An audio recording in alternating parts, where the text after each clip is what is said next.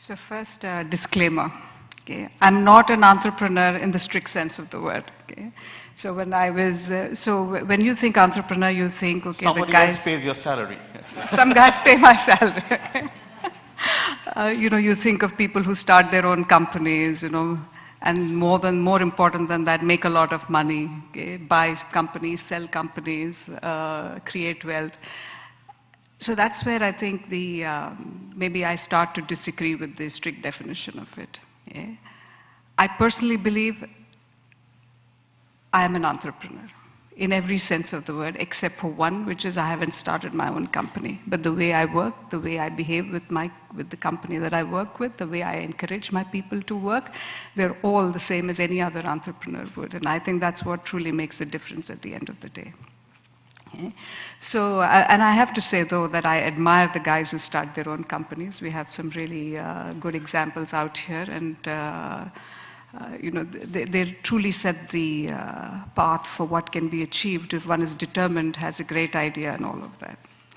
So when to me, the world is not so black and white. So it's not like looking at entrepreneurs who start their own companies, and then the flip side of it is if you're not one, you're a corporate, you're a cog in the wheel in the corporate life. Okay, that seems a bit extreme to me. I think truly where we are today, it is impossible for a large company, which is publicly held,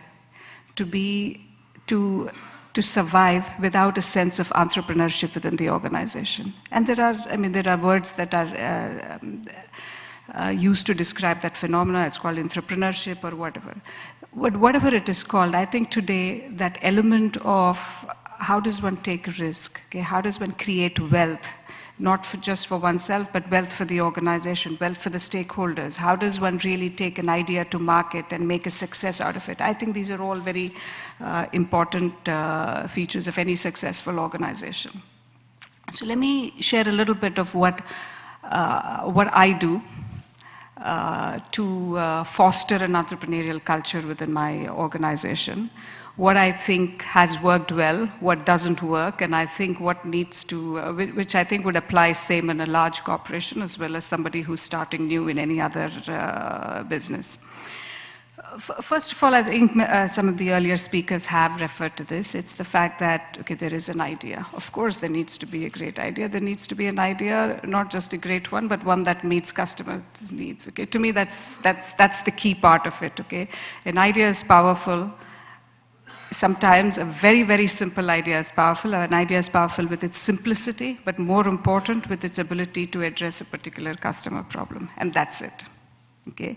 It's not something that has a great deal of R&D that might go into it. Of course, maybe I'm simplifying it a little bit. Of course, there are some great ideas which require a lot of R&D, but some of the great ones, it can be very, very simple ideas, but those which address a niche customer problem which has not been addressed before.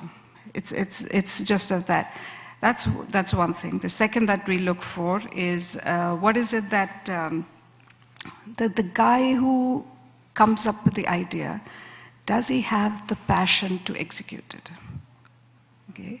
If he doesn't have the passion, it's an absolute no-no. You can have the greatest idea in the world, but if you don't have the energy and the ability to take it to conclusion, it will be a failure, no matter how powerful the idea is. And that's exactly what we look for in the second thing. Okay?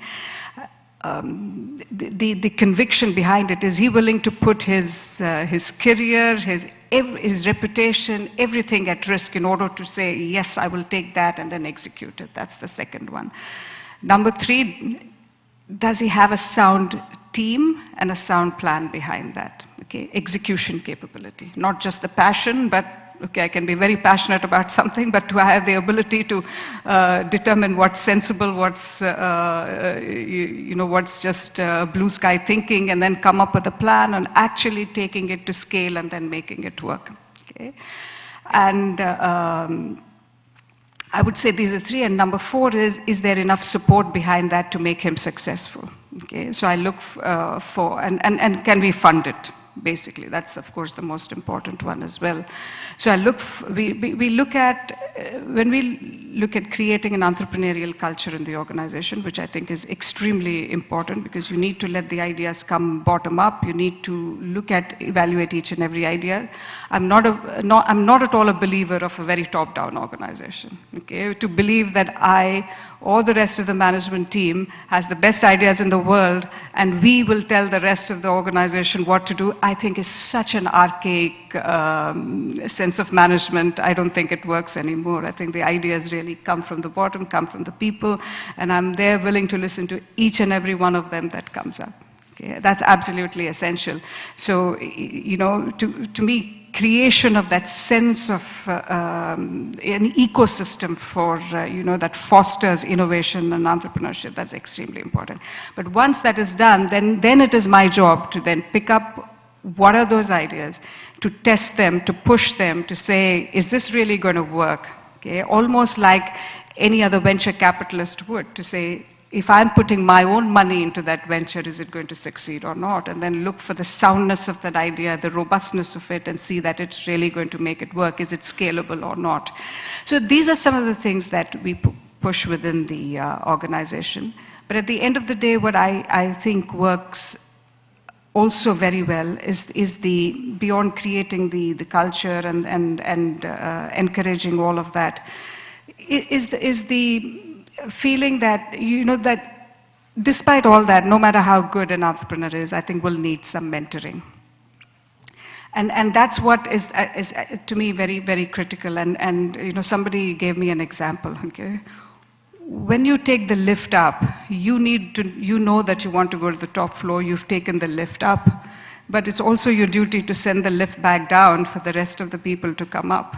And I think that is an absolute responsibility that I think each successful entrepreneur has in terms of coaching, mentoring, and getting the other guys up that lift and showing them the way to do it. Okay? You can call it CSR, you can call it whatever else you like, but I think there is an absolute responsibility that people have, and I'm sure people here on the panel here do quite a bit of that. And we try and do a bit there. So in fact, just yesterday, it's top of mind example, NASSCOM had actually organized, you know, identified a set of NGOs, okay, who are very good, extreme passion, great idea, they do what they're doing, but they lack the ability to really market well. They don't have the, you know, it's not a question of funds, it's just do they have the right resources to be able to make that.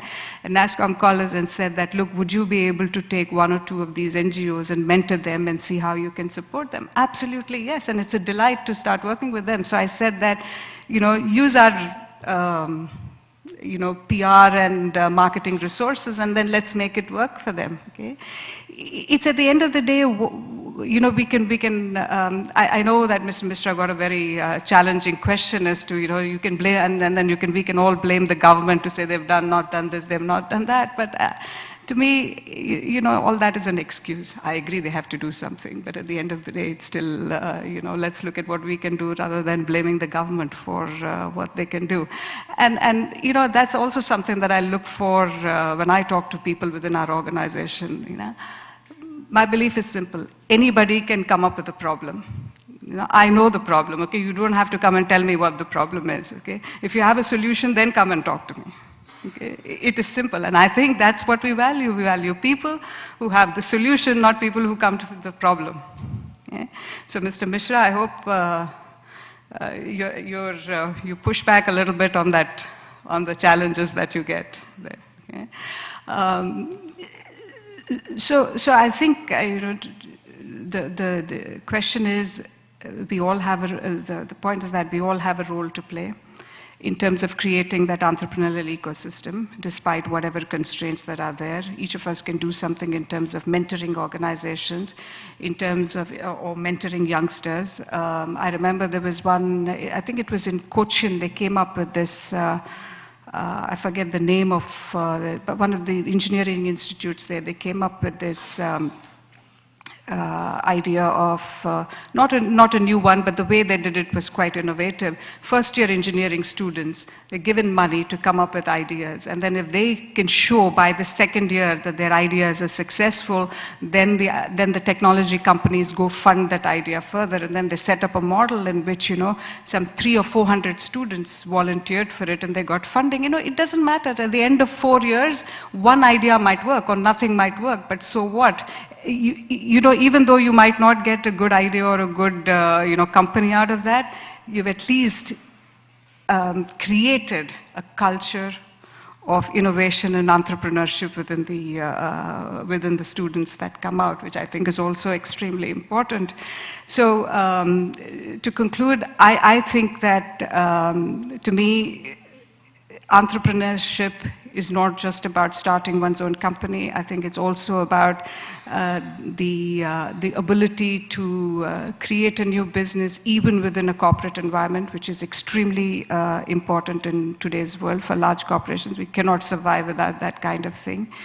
It is very important to create an ecosystem for it within the corporation and outside, one that fosters the generation of ideas, that encourages that, which encourages the teams to take risk and not just be a career 9-to-5 worker, but really get on and then do that. It requires a lot of mentoring. It requires having the ability to find the people who have that passion and then take that on. So maybe someday I will become a true entrepreneur in the strict sense of the word, but right now I think we have a role to play in the corporates as well. Thank you.